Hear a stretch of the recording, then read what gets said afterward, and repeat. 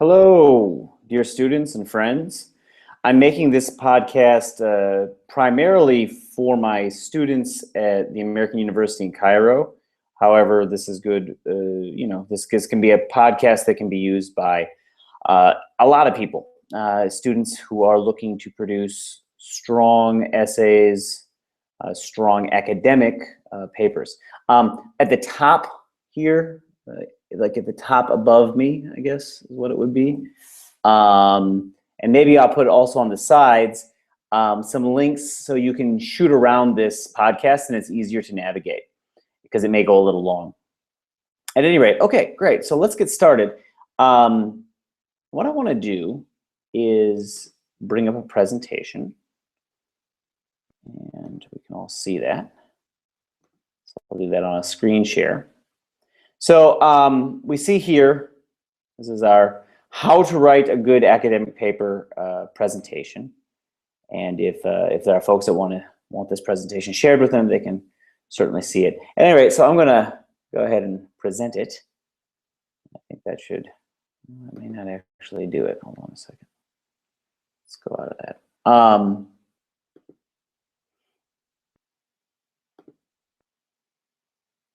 If we reshare.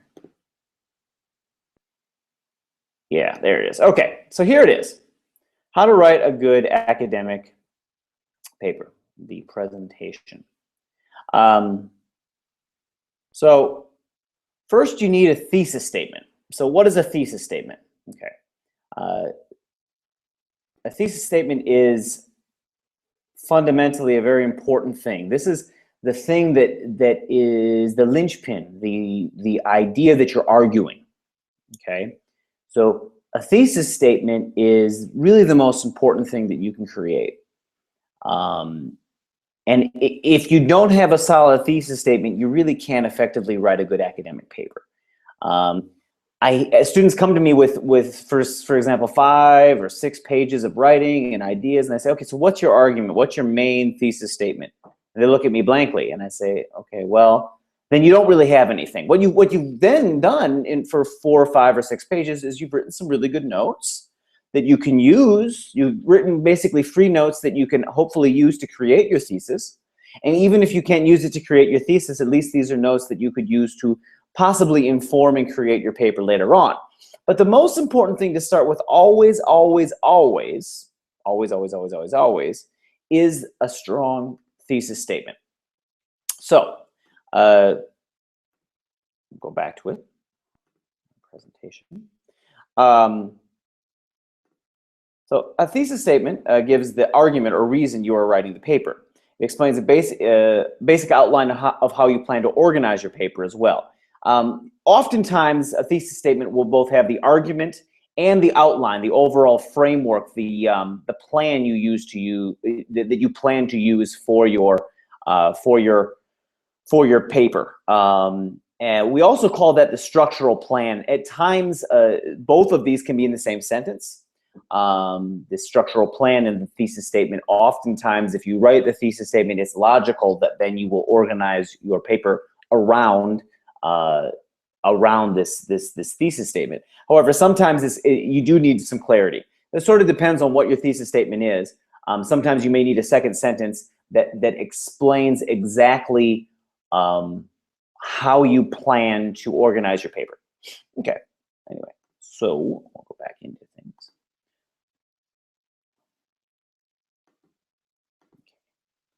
And when we look at this, we'll see. The next step is, so a strong and compelling thesis statement is the most important part of a strong and compelling paper. A good thesis statement is like this lotus flower. Your term paper will bloom beautiful with a good thesis statement. That's very true, and I know you guys might think it's a little bit corny, this picture, but fundamental to the creation of everything. Your whole paper depends on having an argument and having a clearly defined argument that you can prove. And all forms of academic writing is basically structured this way. In fact, really, all forms of writing is structured this way. Of course, prose writing or journalistic writing is a little bit different in the way it goes about getting this point to one. Journalism has the idea that it is objective and it's giving objective facts, which is somewhat true and somewhat not true. But clearly there's a reason why things are being written for journalism writing. And then obviously for prose, the creative daemon inside each one of us, and inside of authors and poets, has a reason why things are being created. Milton was thinking about something and had, even his subconscious had reasons why he was creating his prose, or pardon me, his poetry. And the same goes for Shakespeare, and the same goes for Virginia Woolf, for Truman Capote. I mean, all of these great writers and poets had a thesis statement, or had a purpose, had a direction that they were trying to explain to their audience. But the wonderful thing about academic writing is it's very upfront. It's a pugilistic form of writing. It's an aggressive form of writing. It is stating an argument and proving the argument. And this will be argued against different schools of thought. So I mean, this comes directly from the ancient Greeks, and probably before that, but definitely we can trace this form of writing back to them. So you will have a general argument, and you will try to prove that argument. So without a thesis statement, a clearly defined thesis statement in academic writing, your writing's all over the place. But when you have it, it's very much like a beautiful lotus flower. Everything flows well when you have a good thesis statement. So back to the lotus flower picture here. Okay, let's move on.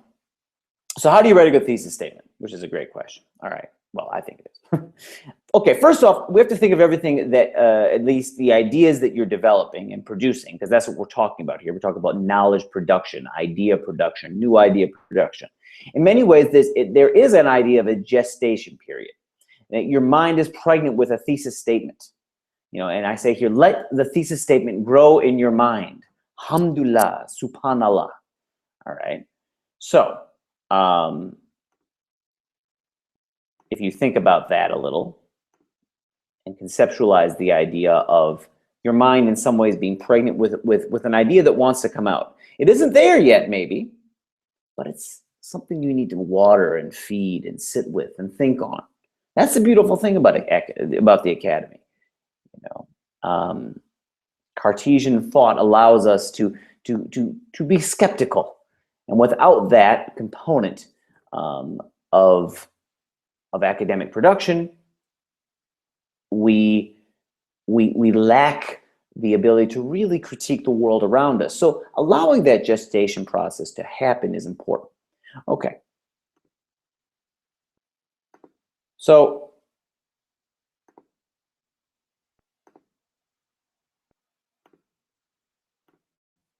we jump into this.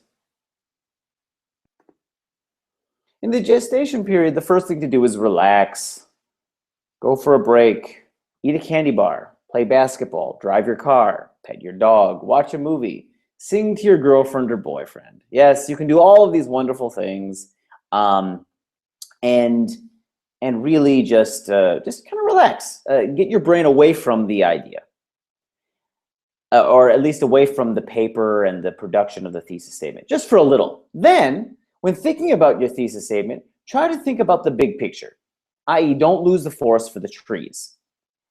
Let a relaxed, growing process happen in your mind. Okay. What about your readings and class lectures do you feel strongly about? Agree with, disagree with? Don't understand, but want to investigate more.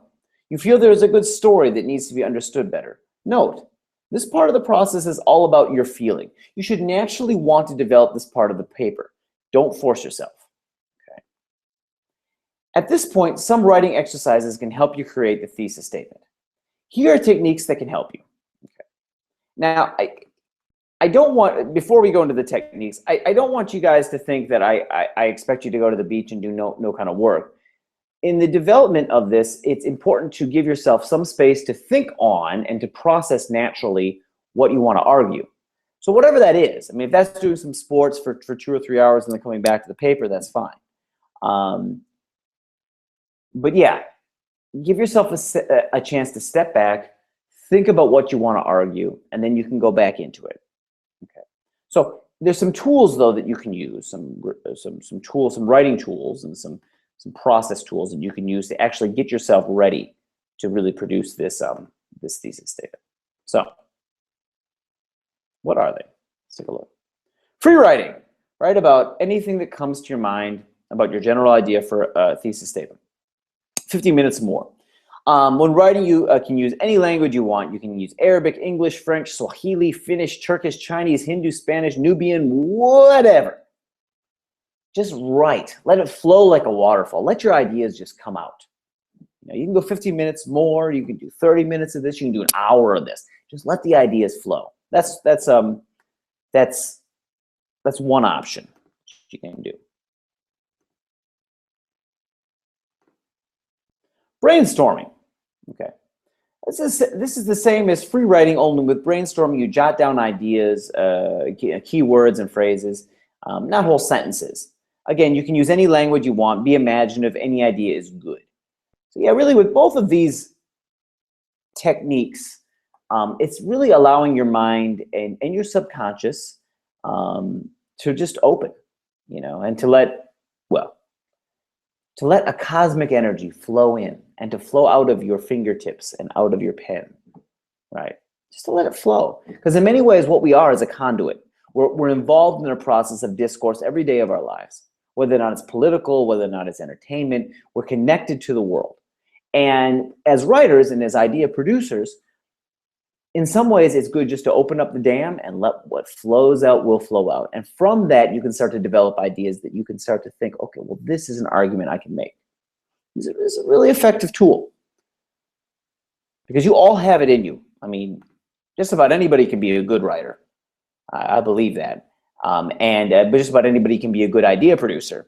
You just need to give yourself the space to be creative, to relax, and to open up and allow yourself to create. So let's go back.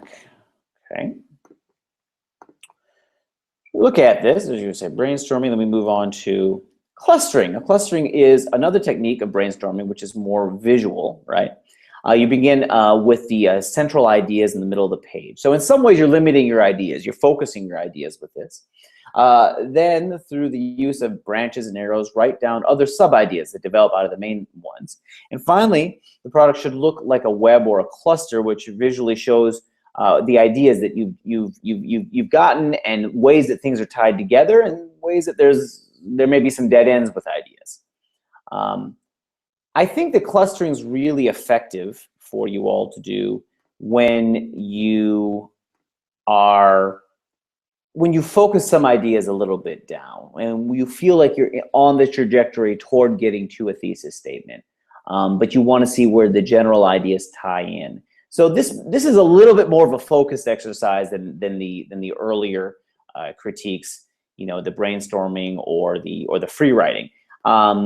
Clustering is, you've got the ideas, you form them into general circles, you're seeing where there's linkages between other ideas. So that's effective. That's really interesting. But again, it's not quite as free as the brainstorming or the free writing. Okay. Let's go back to the screencast. All right. We go back into this and we click forward to heuristics. Now, this is an interesting process as well. You employ various rubrics or frameworks and ask yourself questions regarding the topic. So one rubric or framework you can ask yourself is who, what, where, when, why, and how. And that's obviously the rubric that is used oftentimes in journalism, right? As a hopeful approach toward an objective or just the facts reportorial voice. I am of the opinion, and I think many are of the opinion that do journalism work, that in many ways the objectivity that journalists try to approach is a veneer for a lot of reasons, and that really journalism can be in some ways the most, if not the most, one of the most biased forms of storytelling. That's a whole nother argument. But regardless, the who, what, where, when, and why structure for the journalist is an approach that is hopeful toward being objective. Okay. Another rubric or framework, idea framework that you can use would be the construct of using a more rhetorical approach, which is questioning what are the pathos, ethos, logos of a rhetorical argument or a paper prompt or the class research topic. Also, what is the discourse around a rhetorical argument is another really effective tool that we can use in composition and writing. By answering these questions about your topic, you can start to ask yourself more specific questions about each subtopic to further specify and develop your ideas. So this is all really ultimately about idea production, focusing. I would say the heuristics is a very useful tool when you have focused your ideas, when you are almost really at the thesis statement. I would say heuristics is very effective then. You have a good grasp of the ideas, you have a good grasp of linkages, and at that point then heuristics may be the right step for the final production of the thesis statement. Okay. So you have done these exercises, or one or two or all of them. You may have been able to develop a effective thesis statement. Now, go on to, now you should have your thesis statement. You'll notice that your thesis statement is likely what you personally believe. So a successful thesis statement, here we see Lisa Simpson, is usually one sentence, is a statement, not a question, identifies a subject of the paper, takes a stand rather than simply announcing a subject. All of these things here that Lisa is telling us is really fundamental to the production of a good thesis statement. You know, you want a focused statement, not a question. You can identify a subject of the paper that we can begin as readers and you as a writer to really hang the entire structure of the paper around. So it's okay to argue what you believe. Every argument is based in the end, every argument is in the end biased. Objectivity does not exist, but open-mindedness does exist. Yes. So it's fine if ultimately, you know, you might say, well, this is kind of a biased, or if it sounds biased, it's a problem. But if you can make an argument that you can support and approach the idea of objectivity, very least to appear open-minded, then we have a good bit of knowledge production. If you're open-minded and you have an argument in which you will address arguments that disagree with you, then we have a real good beginning to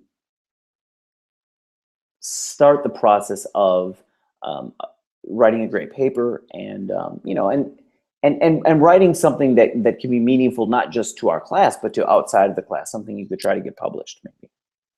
So going back into it. Okay. So we look at this, we shoot through it here.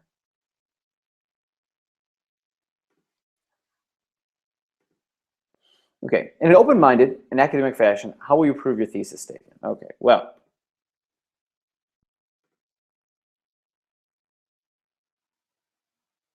you need to start thinking about the ways, like proof starts becoming key when you begin to think of what we call the structural plan. Proof, so you have your thesis statement, this is what you're going to prove. In an open-minded fashion, how will you prove that exactly? What will be the evidence you show from the class readings, from your own readings, about this topic, about this thesis statement, about this argument?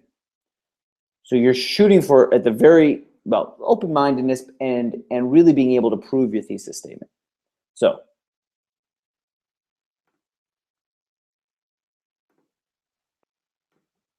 we look at that and we see the next step would be then, now you need a structure plan for your paper. You need to think of a few pieces of evidence for your thesis statement. You need to write the structure, the pieces of evidence in one sentence or maybe two. Now, sometimes the structural statement can actually work it can segue and can very naturally be actually just your thesis statement. I mean, your thesis statement is so clear that obviously you'll argue certain points that you would write into your sentence that is your thesis statement. If that's the case, okay. But also sometimes the thesis statement is clear, but then you need to give readers, your audience, even more clarity about how you're going to prove this. So the structural plan or the structure plan sentence may be separate from the thesis statement. But the key here is that you're thinking of a few pieces of evidence, ways that you are going to prove, that you're going to organize your paper clearly, right? So idea 1, this is how I'm going to prove my thesis statement. Idea 2, this is how I will also prove my thesis statement. Idea 3, this is the last way that I'll prove my thesis statement.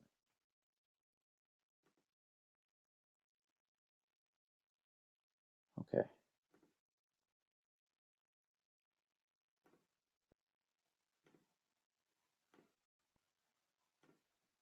And moving forward then, the typical term paper structure, and this is really what I want you guys to try to do. The first thing you'll do in the introductory paragraph is you'll give us a hook, which is an interesting anecdote or beginning hook your reader, or beginning to hook your readers and draw them into the story. This can be a joke, this can be a lot of stuff, but the key here with the hook is that it should show the stakes or the importance of your thesis statement, the topic of your paper. However, please do not, with the hook, write the thesis statement. You don't need to do that. You just need to show us the stakes, the importance of this argument. So if you're talking about the demonization of Nubian people at some point in Egyptian history, okay, well, if you're going to talk about that, which is a topic that people have discussed before, giving an anecdote or a story that connected with your thesis statement is really effective. But you don't need to say your thesis statement in the first sentence. And this hook should be about 1 or 2 sentences. Doesn't need to be really long. Okay, then the next step would be to give us a slight bit of background. And when I say a slight bit of background, I don't think that we need to have a huge bunch of information. What we need is something that shows the work that has been done on your topic, builds the opening introduction paragraph. Okay, it builds you up to what's the thesis statement. So if you're talking about a film and you want to critique a film, or you're talking about a video game, because I have students doing video games in some of my classes and critiquing a video game, that's wonderful. I want you to do that, but I want you to explain the video game a bit. But I don't need you, when you're giving me background, to write, 1 page on what the video game's about. That's not going to be effective. A lot of those examples you can put into the body of the article or of the paper. If you're going to write about a film, or you're going to write about an article, or you're going to write about a book, all that's wonderful. Do that. Give me a short synopsis. We're talking 3 or 4 sentences at most here. Well, it depends. If it's a really long paper, if it's a 20-page or 30-page paper, well, then obviously your background may be a whole paragraph. It might even be a page. But if you're talking about a smaller paper of the sort that a lot of my freshman and sophomore level students are writing, which is a 4 to 5 page paper likely, you need to have like 3 or 4 sentences clearly defining and explaining what the thing you're talking about is about. If it's a film, then you tell us, who is an important director, who is a producer, the writer, the studio that produced it, when it came out, maybe 1 critical reception about it. If it's a video game, kind of the same information, only about video games. If it's a book, the same general information. Give us some background. What was this thing about? But keep it tight. Okay. What all of the hook and the background is really there for is just to lead up at the end of the paragraph 1, the introductory paragraph, for you to be able to tell us what is your thesis statement and structure plan of paper, right? A paper plan, or well, thesis statement is structure plan of paper. Well, this is a little bit misspelled. It should just be a paper. But the point is, you're building up to the thesis statement and structure plan. That's what we need to see. And that will be, the thesis statement and the structural plan would be, the thesis statement or structural plan is going to be about a sentence or 2. Maximum. 1 tight sentence with what's the thesis statement? What are you arguing? Give me that clearly. That's really important. Clear thesis statement. What are you arguing? Give it to me clear. And then, yeah, the structural plan of how you're going to prove that. Sometimes, again, the structural plan may be in the thesis statement. It may actually just naturally be there in the sentence, or it might be a separate sentence.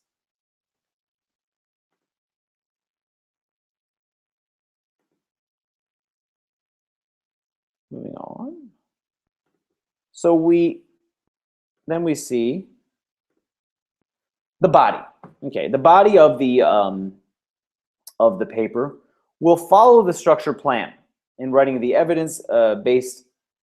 Following the structure plan, write the evidence-based support parts. So the body section usually has between 2 and 4 supporting parts. If your paper is long, 13 to 20 pages, a supporting part may be 2 or 3 pages. If your paper is short, 3 to 5 pages, a support part might be 1 or 2 paragraphs. Okay. Remember, each of your support parts needs to argue for your thesis statement. Okay. So really, you need to remember that the thesis statement is prominent through your whole paper, but the supportive aspects, the evidence-based aspects, will be shown in different sections of the body. Now, for my freshman and sophomore students, you guys are primarily writing papers that are, with 3, maybe 4 or 5 pages. Consequently, your supporting section may be 1 large paragraph or 2 medium-sized paragraphs. And then you move on to another section and another section. But you have to think a lot like a paper. An academic paper is a bit like building a house, a clearly defined house. Now, I know all of you may say, well, in 2 or 3 years when I'm done with university, I'm never going to need to write this way again. Well, that's not true for those of you who are going to do master's work and beyond. But even if you're not going to do any master's work and beyond, honestly, having a rubric that you can use to apply to writing, you're going to need to do writing in all of your work. It's to convey information clearly through the written word, whether or not you're an engineering firm or a biology firm or whatever. You're going to need to be able to convey information. This format that we're showing you, the introductory paragraph, the body structures, really is an effective way to give information. Doesn't matter your job, okay? So please think about that the next time you say, this is just academic, it's not important. It is important. Okay, finally, the last bit of the paper is going to be, you guessed it, the good old conclusion. So let's take a look at that. Okay, you conclude and close any discussions your paper developed, and you repeat the paper's thesis and the structure plan. We see here, remember, your thesis paper should look like a beautiful building. Yes. The thesis statement is the good foundation of the building. The structural plan is a plan for the walls of the building. The walls of the building is the body, and the roof of the building is the conclusion. Make your paper as beautiful as the Opera Hall in Al-Qaeda. Subhanallah. Taban. Yes, indeed, indeed. Make your paper just like the good old beautiful Cairo Opera Hall, which is really a lovely building. Think of it logically. There's a logical structure that you're trying for. The foundation, the thesis statement, is going to affect all of the writing. The structure plan will organize how the walls are built. The body of the paper is going to be the proof, the evidence, the walls that hold up the plan. And finally, the roof, the beautiful roof, will be the conclusion. Okay. Now, just in final closing, there are a few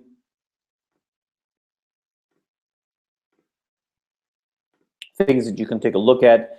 Bibliography here, you can take a peek at that. I use Chicago style, as my students know. Love Chicago style, most beautiful style around. And I know that my students just enjoy writing and using Chicago style so much. That's said with a bit of sarcasm.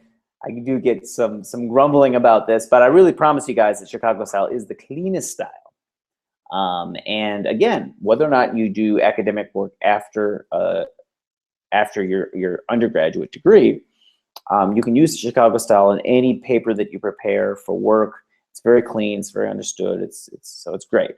So you can look that up. I have some links here in the presentation. We'll go back to those links. You can just go ahead, and I guess I'm not going to put the links into the podcast themselves. You can copy them if you're on YouTube watching this, or if you don't have the presentation, the copy of the presentation. All my students, though, do have the copy of the presentation, so they can directly link to this. But anyway, so here are a couple of links that talk about Chicago citations, the bibliographies, etc. We see here's another little podcast I made, Good Academic Writing and the Egyptian Juice-Making Metaphor, so you can go directly to that link. If you're at the American University in Cairo at AUC, we have a wonderful writing center. We also have an online writing lab, or OWL. And there are the links for AUC students. So please feel free to really use this as a resource, because these are amazing resources. A lot of people, unfortunately, do not utilize the Writing Center and Online Writing Lab. I am one of the teachers that push students to go to them. I would say, you know, coming and seeing me is good. Seeing them there, especially if you have an issue, you know, going for a 30-minute session can be really helpful. Okay. We also see the American University's writing resource page, AUC's. So that's a real nice resource page that you can take a look at. Actually, this is open to the public, so those who are not AUC students can see it. Those who are AUC students, you know, you can also very easily access this. We also, oh, wait a second. I didn't switch out. Let's go back to this screen share. Sorry about that, guys. Let's see that. Here we go. All right, there. Okay, there was the Writing Center and OWL Online Writing Lab for the AUC students. Here's the AUC's writing resource page, which is open to the public. For in-text citation help, remember my class, use only Chicago style. We see here, there are, here are some nice links that you can go look at for MLA, APA, and Chicago style. Here's another great links here for English prepositions and the use of adverbs. And as my students know, I do not like filler, so using these, being careful with your use of these is key. Building your works cited bibliography page. This is also some nice stuff. Transcription from Arabic to English. Well, that's a very nice thing for those who are native Arabic speakers. And many of our students at American University in Cairo, AUC, many of our students write in the Franco, which is sort of this Latinized alphabet that's popularly used in Egypt and the Arab world. The problem with Franco is the problem with applying Latin characters to Arabic is that it's basically an impossibility, because Arabic is just such a different language that it's a very problematic thing. And the other problem is that if you do want to bring it technically over to English, there is a very specific academic form that you should at least be using for academic papers. You need to be using for academic papers for me. So if you're bringing over Arabic to English, you really need to take a look at this website. It does, well, as good as can be done, bringing over Arabic to English. So yeah, that's it. And I just want to thank you guys, those who viewed, my students, everyone else. Thank you very much for watching this podcast. Again, I will have some links around my head, some things to click on to go a little bit faster through this podcast. Okay, thanks everybody. Bye-bye.